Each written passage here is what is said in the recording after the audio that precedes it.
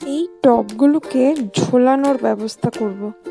সেই জন্য সকালবেলায় তার, দড়ি সবকিছু নিয়ে বসে গেছি। চলে এসেছি মাটি গুঁড়ো করতে। এই একটা খুব বিরক্তিকর কাজ, কিন্তু কিছু করার নেই, মাটি তো লাগবেই। তাই মাটি গুঁড়ো করছি, তার সাথে বালি মেশাচ্ছি। মোটামুটি মাটি গুঁড়ো করা হয়ে গেছে, সারও মিশিয়ে দিয়েছি। টবে মাটি ভরা হয়ে গেছে। এগুলো ন্যাস্টাটিয়ামের গাছ। ভেবেছিলাম এই বছর শীতে লাগাবো না, কিন্তু ওই যে লোভ সামলাতে পারি না, তাই নিয়ে এসছি। এদেরকে লাগাচ্ছি, এদেরকেই ঝোলাবো। সেই জন্য এই টবগুলোকে তার দিয়ে ভালো করে অ্যাটাচ করে নিয়েছি।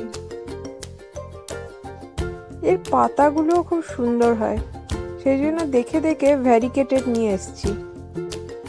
ঝুলছে তো ঠিক আছে, ছিঁড়ে না পড়লেই হয়। থামপটে আছে এই গাছগুলো, তাই এরকম ভাবে আস্তে আস্তে জিনিসটাকে ঠুকে বার করে নিতে হয়।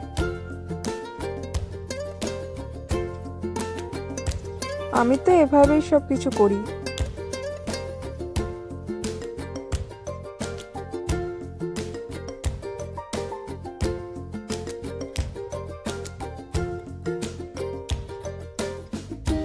গাছটা ঠিকঠাক বড় হলে খুব সুন্দর লাগবে দেখতে।